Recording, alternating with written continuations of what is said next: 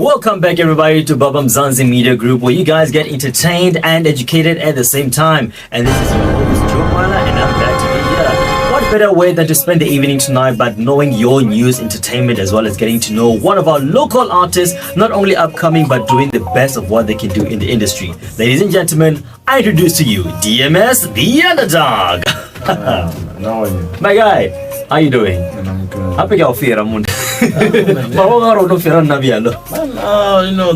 eating pap a lot. I'm also eating pap, but look at my bowl. Maybe I'm eating a lot too much. No, I eat nyana. You eat nyana nyana. Yeah. Are you sure that's the only nyana nyana that she eats? Yeah. Ladies and gentlemen, a round of applause as we welcome DMS, the Underdog. If you guys don't know this guy, hang on with you. But only 2 years. It's only 2 years, ne? Yeah. So, my man, I really want us to have a great time on this show today. I do want to get to know you. I want the viewers out there to get to know you. But most importantly, I want you to also be able to portray your own message the way you interpret it. All right? Because at some point, somebody called you today and called you Godfather. Oh man, Godfather is my producer. Oh, he's a producer? Yeah, because I feel like every time you hear a song, it's gonna say Godfather, and you're gonna think it's me because I don't usually think it, you know. But now I got a certain intro that I'm using on my song. It says, "If you wanna them." Every one of them means like every one of them feeling me. Like it's like I'm doing this for a lot of people. Okay. Yeah. So if they jam into me, yeah. If you wanna them. If you wanna dim. Yeah. If you wanna check that out, guys, make sure that you go to his social media pages. But we're gonna be talking about that at the end of the show on how you can get a hold of him and his music. Like I said, it's his language, it's his own love language, on how he talks and how he also expresses what is there inside of him. Now, the most important thing right now is to talk about your upbringing, my man. When did you realize that music was for you? I would say since I was a kid, but my first song, it was recorded in 2019. That was just a year after high school. Oh. Yeah, then when I started working, so I could pay for my own studio session. You could pay for your own studio session? Yeah, so I recorded my first song. Man, if I listen to that song, I still What's the name of the song? Squad. Ah, that was your first song? Nah, man, but it's working. So that's your first song? Yeah, it's Do working. you still perform it today? No, it's working. Bring it up. You know, it's these kind of memories that actually you've realized where you're coming from. Bro, if you listen to that song, man, if you listen to the song that I'm making now, Check it in the mic. you're gonna understand that maybe it's like two different people. Yeah. And you say like, this is not the same person. Huh? No, repeat what you said. You said this song is what? It's work. He's talking about himself. He said his own song is what? Man, I wanna lie to you. I wanna lie to my friends. Now I'm all about good music. If I'm not making good music for my people, then I'm not okay. But if I'm making good music, yeah. Mind you, this was back in about 2019. Yeah, 4 years back. 4 years back, you know, when we were Fortunator, we still didn't know them. Yeah. You understand? Abu Makazi, that time they were making waves. A lot, man. A lot. Oh, man. Now, talking about these prominent artists, tell me, who do you think that you can actually work with, you know, like the most? Like, who's the one major artist that you're like, you know what, if I just share a stage with that guy or that lady, everything can just change? Man, right now, man, and I'm sorry for choosing Zim right now because, man, I gotta go to my roots. Ne? Yeah, man. If I get to do with Saint Flo, man. No, man. You know, people are confused. They don't know. Are you half South African, half Zim, or are you? Yeah, I'm half South African. Half Tell me about it. Like, how did it? You know, did you step on the fish? No. On the crocodile? Yeah, no, man. Even if you know, you know what I'm talking about. Yeah, like sometimes I even go to Zim and to see that side and this side because now I was raised in Jerere. Okay. Then Chirora, Wamaka. Oh yes. Then also, and even Pando, I've been there. Like I got uncles that side. Yeah, my dad is South African and my mom is Zim. Oh, your mom is Zim. Yeah, so even like I even went to Zim, Harare, Masingo, even Mutare, man. Hey, that Harare is nice, man. Bro, Harare is nice. Why do you guys always think Zimbabwe is, you know? Bro, what you see, we see the Harare Bulawayo. Yeah. Bro. Every time we hear about Bulawayo, we just think Falls. No water. Victoria Falls. You know, in Zimbabwe is in town. Really? In town, bro, and you say it.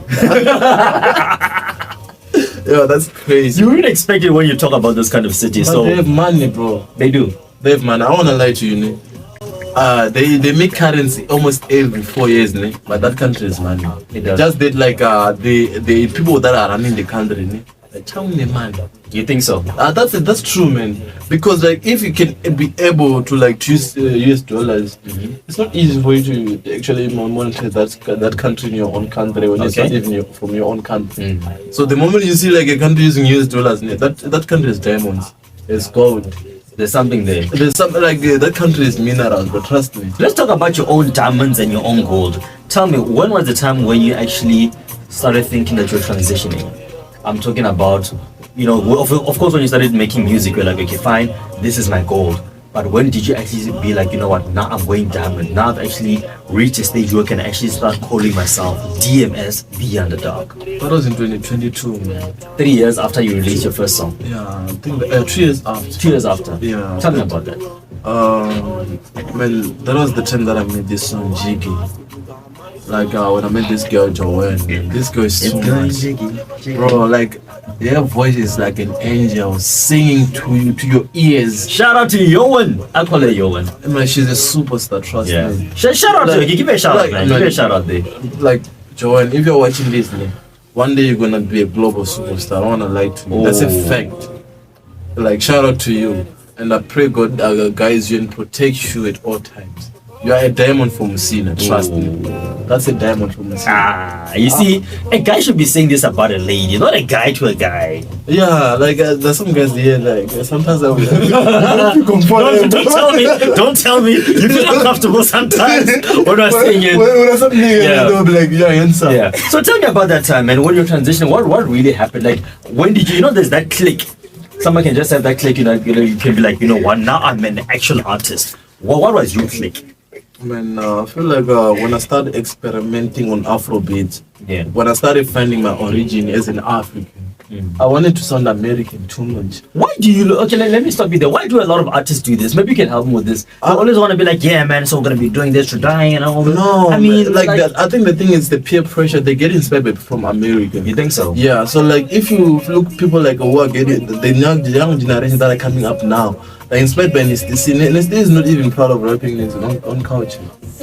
Yeah, like It's rare. like if you're like from Pitori right now, niggas in Pitori, man, I'm proud of them, man. Yeah. They use it as Pitori. It's a slang in Pretoria. It's a culture. Like 25k. Yeah. Like Greg Galaxy, man. I'm like, hey man, that nigga's going, like, he's doing something. Shout out to him as well. And I got 2 projects with him that are coming, and very big. Yeah. Very big. We got 2 big artists on there, man. It's crazy. Now we're reaching the. Tell me, what exactly can we be looking forward on your brand? Like the people that you work with. So far, What can we be looking forward to? So far, you can be expecting a music video with Mizofio, the king of rap. With Mizafil. Man, they But you said you're not gonna reveal the artist now. We that's know. what people already know. Like Oh, people already people know. are waiting for it. When is that gonna be? Because I think the video is gonna drop end of December or So it's already made. it's the same. We're in the process of it. Okay. Because I was talking with Mizofi's manager today. We're organizing and it's everything. We just left with the final touches, the locations, everything. But we just want this to be international. With the way that I respect Mizofio. Yeah. I grew up through Ben Rap. Yeah. And he's been a pioneer of that. So like, anyways, he's my idol. I always told him, like it feels good working with your idol. Yeah. Imagine like 4 years after like started, then And then he's there. yeah, man, that's Which now brings me to the next question. I know this one might be a little bit personal on your side, right? Whatever you feel comfortable with. Yeah. You know, every time when an artist, you know, or you try to do something at home, and Azumo Doereya, that's what he's like that. Yeah, for How me- did you? For me, it was a challenge because I couldn't do music before high school because of my mom. She was showing me that like I should focus more on my studies.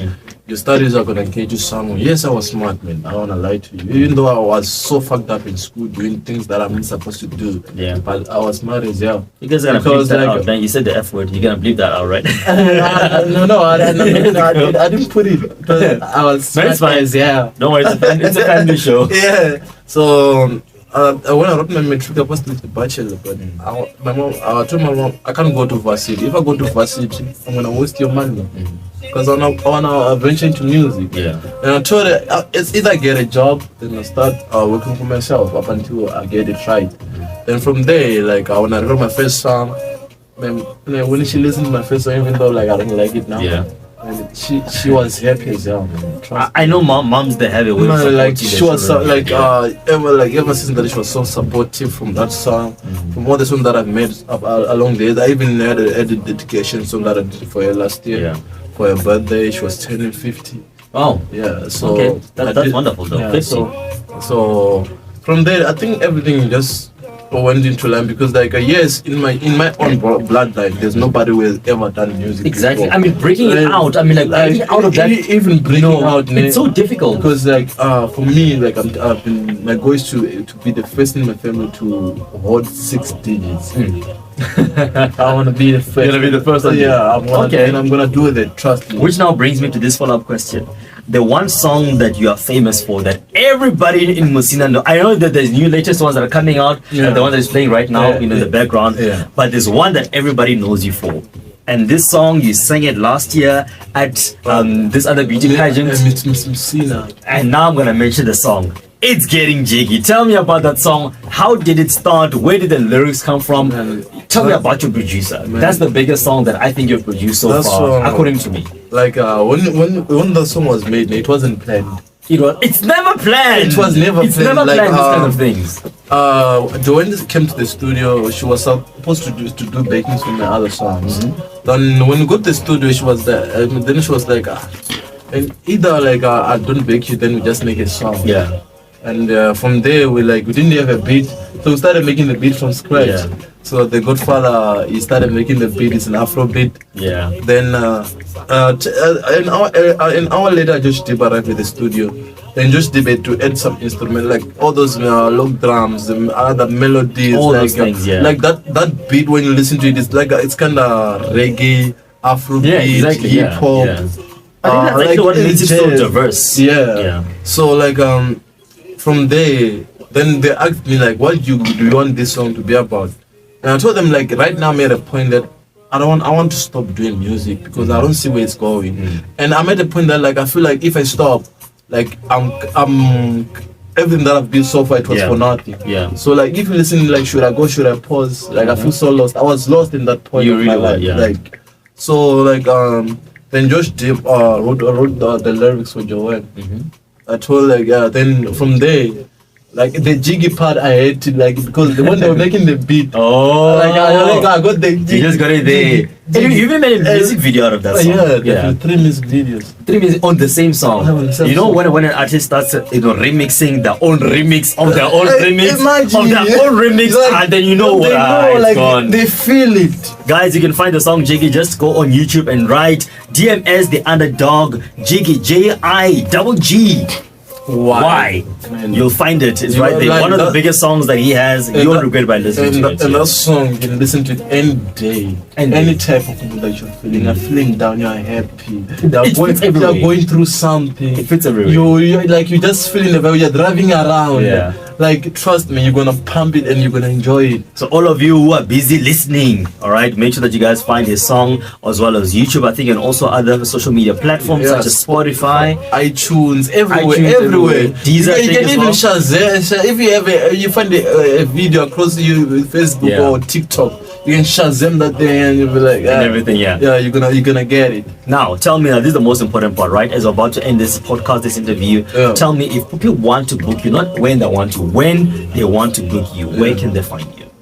They can contact my manager on 371 You know your manager's number. I don't know my manager's number. Yeah, but they can also email him. Let me just I think we'll just post those details, right there in the thumbnail down there. You guys will be able to find them, guys. If you want DMS the Underdog at your event, trust me, he's gonna bring a different kind of feel. That's the thing about him. He doesn't bring what everybody is bringing. It's just so different. So this is DMS the Underdog, guys. I'm with him today, and we're about to close this interview. But before that, I'm gonna make sure that he gives you something. You gotta say it. It's getting jiggy.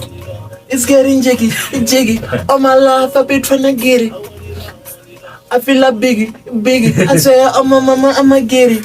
Hey. Ladies and gentlemen, GMS The Underdog, thank you very much for tuning in to Babam Zanzi Media Group today, where you guys get entertained and educated all at the same time. Yes, it's a 2-in-1. I'm your host, Jomana today, and this is GMS The Underdog. Shout out to all your producers and everybody who is making sure that this man reaches where he is supposed to go. Because trust me, there's nothing impossible with God. If he doesn't exist, God cannot do it. And shout out to my mom. That's my biggest fan. And his mom, biggest fan. Yeah. Right here from Babam Zanzi Media Group, we're out.